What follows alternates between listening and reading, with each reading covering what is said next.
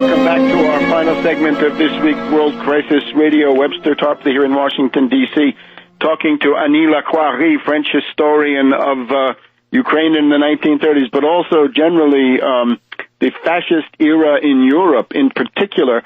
I would like to shift, if we could, from Ukraine in the 30s to your general thesis that you've put forward in books like From Munich to Vichy, The Vatican, Europe, and the Third Reich, and the choice of defeat in particular. And the way we can do this, I hope, is I know it's Stepan Bandera that we've been talking about, the Nazi in Ukraine. There are probably 24 statues in Western Ukraine of Stepan Bandera. Yes. But in France, are there any statues of Marshal Pétain that you write about so much in these other books? Yes, but we in France have no statues, but of course, many fans of Pétain were left very powerful at the end of the war, or after what we call the liberation. Right. And that's of course a difference between the situation in Western Ukraine and France today, because as we know, the rightist movements are come directly from the movements protected and fostered by Roman Church, by the Vatican, because it's not developed these days in France, and we don't speak of the question of Synarchism, and we have no time now. We are going to speak of dictatorship in France too, but that's a very important problem.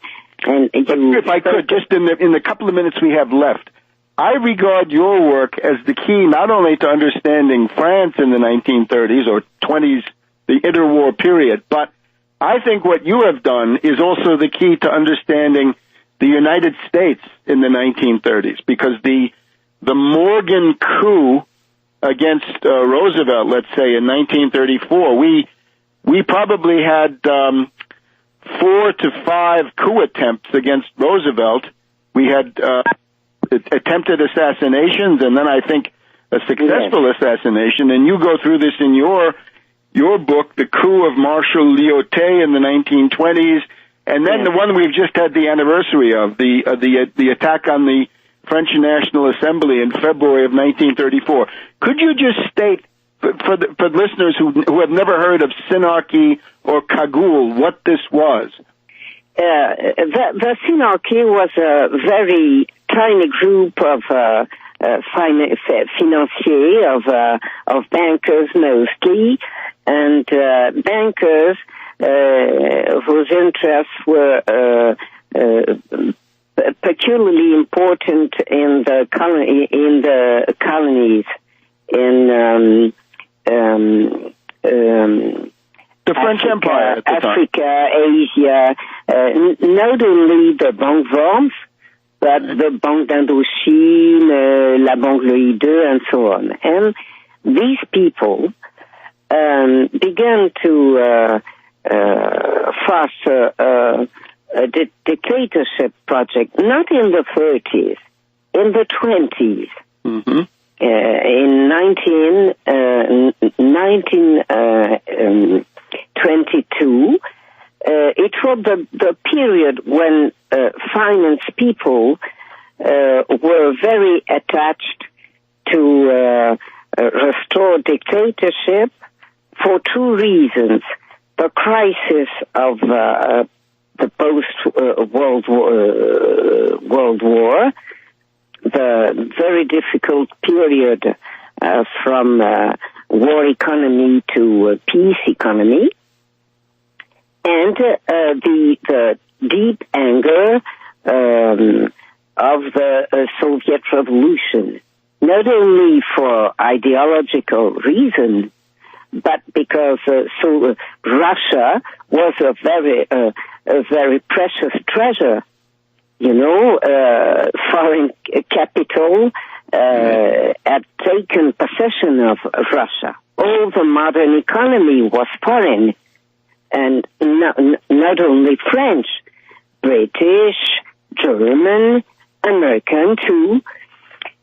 And these people wanted, in the crisis of the economic crisis of the 20s, to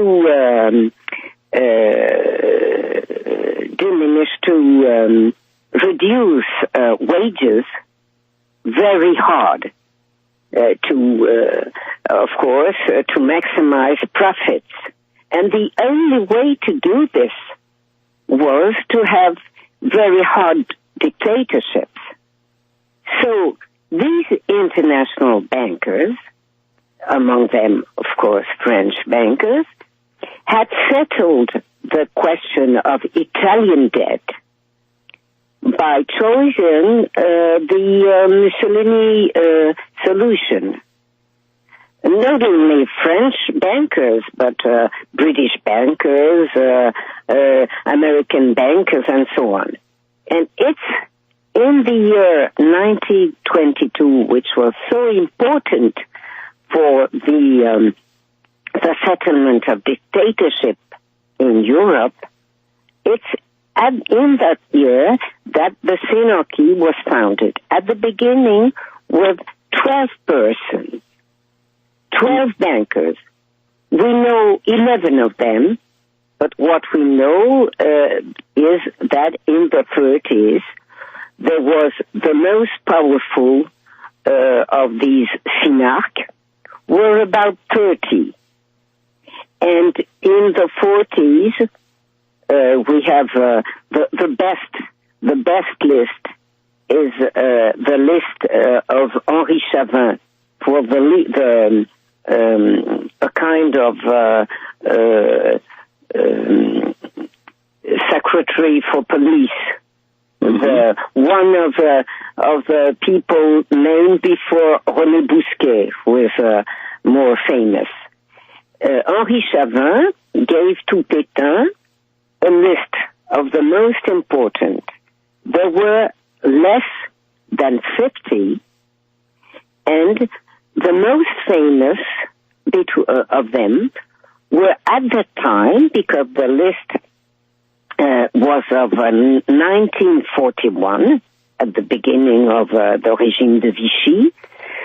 The most important of them were both bankers or industrial people and secretaries in the Vichy government. Because in the Vichy government, they take the power, all the aspects of the power, of the political power, which was relatively new. It's more usual in the United States that a banker is a treasury secretary, you know. It was not so. It was not the habit. It was not the custom in France. Vichy made that, and this Synarchy was. The French imperialism is rather weak since the beginning of these peculiar phase of capitalism.